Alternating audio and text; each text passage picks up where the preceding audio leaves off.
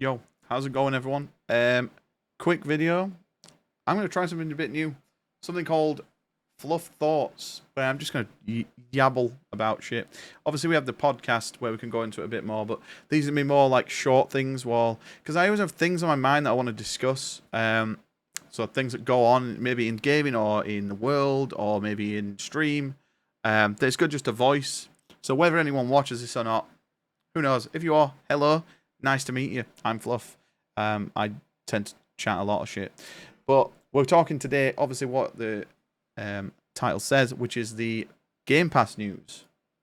Which, if you've not heard, we're going to go through it now. Basically, Game Pass is pretty much, in my opinion, this is all going to be my opinion. Obviously, what I'm stating is not fact by any means. But Game Pass is one of those that, for my opinion, has kept Xbox just above water. I'm not saying they're close to bankruptcy, but when it comes to competition, obviously Sony have had like a golden era. They've kind of teeping off a little bit now, but I generally do think that the reason why Sony are getting a little bit lazy is because there's just not much competition. Like, let's face it, God of War was like the peak, I would argue. We had like Ghost of Tsushima, God of War, Final Fantasy VII, Last of Us 2. I mean, as controversial as that game was, it still is a great game. I think it's just the story that's, puts people apart. But since then, Sony, not as if they've come down crashing and burning, but I feel Ragnarok just didn't hold up as good as 2018 God of War. Ghost of Yotai, I've not played. I've not looked at anything on yet. I really hope that game is just more of the same, because Ghost of Tsushima was fantastic. But yeah, Sony have kind of took their foot off. Their PlayStation Plus is nowhere near as good as Game Pass, although they are starting to add more things to it, the classic library and things like that. Whereas Game Pass always had the one up. Like, you get so much with Game Pass. But the latest announcement could be just the icing, the icing on the cake, the shit icing, the shit flavored icing, the straw that breaks the camel's back, as to say. It's been upped in price. Now, the main talking factor, obviously, is the price, because that's, as consumers, I feel like we're in an age of gaming where all these companies no longer have a passion. Not all, that's wrong of me to say. There are some out there that I feel still really do fucking thrive and, put in the hard work and give back to us. The majority of these big corporations, EA, Ubisoft, Microsoft, Nintendo, Sony, and in some aspects, I think Sony are probably the least a lot. But also, I'm wearing Sony tinted glasses. I was Xbox for years. I'm not by no means a Sony fanboy. I just see things more from Sony because they've made more better decisions in the coming years. Not to mean they're not perfect by any means. But yeah, going back to my original point, the main talking factor of this is the price. Now, it's only in America at the moment, but it's going to come and it's going to hit us as well.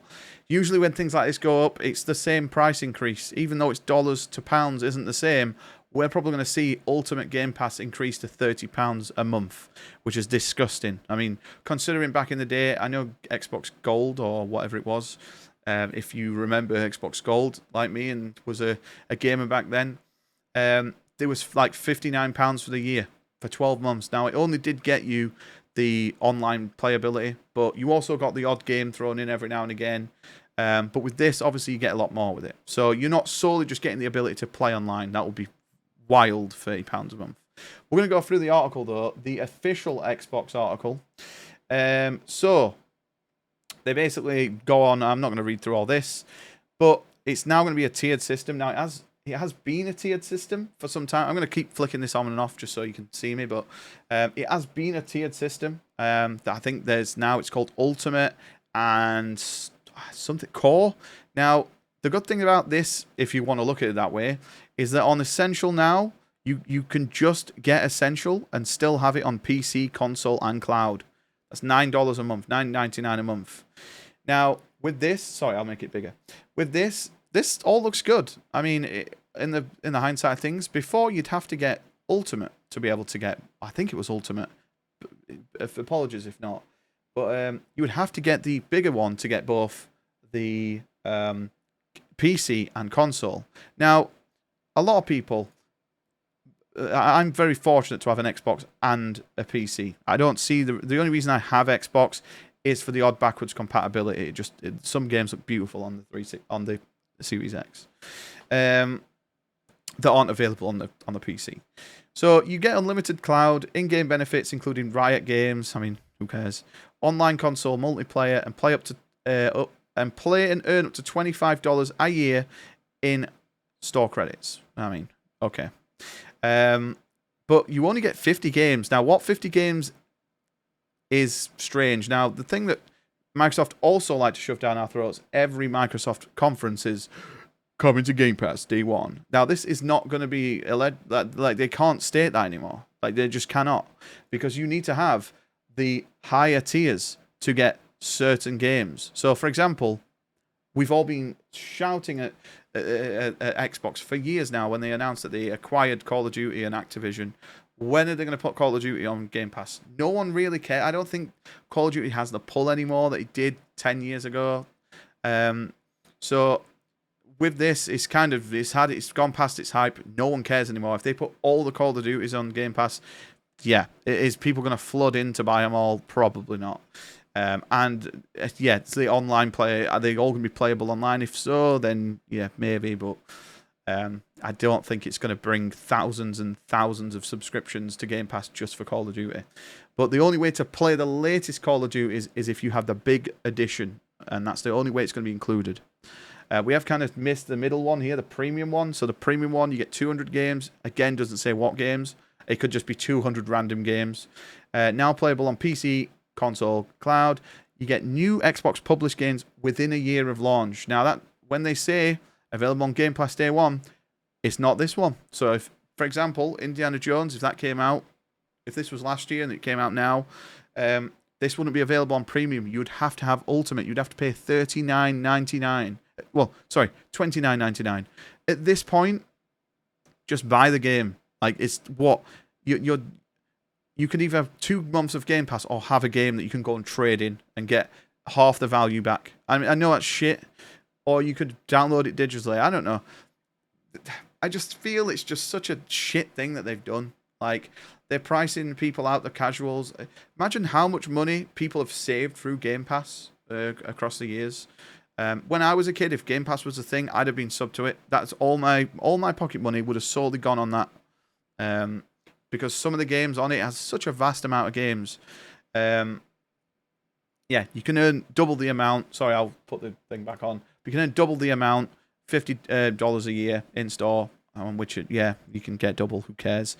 All the same, you get Riot games as well. Now, the big kicker here, and warranting the price increase, apparently, according to Microsoft, is you get 400 games. It's available on everything. 75 plus day one games a year. Okay. Including all Xbox published games day one. Ubisoft Classics and EA Play. And Fortnite Crew. I mean, there we go. Actually, I take it back. That's worth it. That's worth it. I mean, for me, I'm joking, clearly. But for me, what I don't understand about this is why not let us customize our tier? If someone who just has a fucking console, right, and doesn't play Fortnite, and he just wants to play all the day one games, why should he be forced into having to paying the $29.99 when he could just pay £19 and get rid of Ubisoft Classics, EA Play, Fortnite Crew, PC and cloud gaming, and just have the 400 plus games, the day one releases, and his online playability? Why can we not tailor it to that? Why are these companies like forcing us down avenues of having shit that we don't want? It's typical with fucking Virgin Media and Sky in the UK, like the television providers. Like, all the time, they force you into having these dog shit channels that you're never going to watch. But they are, oh no, they're included in your package. Well, take them out. Whether it brings my price down by £3 or £10, who cares? But I don't want it. Why am I forced to having this shit? And then they can warrant putting the price as what it is. I just think it's awful. Like I said, is this the straw in the camel's back? I don't know. I really don't know. Because the Xbox, the site that you go to cancel Game Pass the minute this was announced crashed because the amount of people that went to that website to cancel it. So that's the amount of traffic that people went and cancelled it. Now, for me, I always use codes. I'm the old-fashioned guy of when I had an Xbox back in the day, I would buy codes because my mum didn't want the card details to be on the console. My card details are on my console, but it's kind of just a thing. I've always bought codes. If I can save £1 or two, I'll save £1 or two. Especially with this announcement, I will not be getting Game Pass. Like, just out of the fact, like, if there's maybe 4 games in 1 month that are Xbox exclusives, then maybe I will go, okay, I'll buy it. But who's going to beat 4 big titles in 1 month? I mean, unless you're a goblin like me. People take a long time. Like, I sometimes have to remind myself that I'm a type of gamer that is...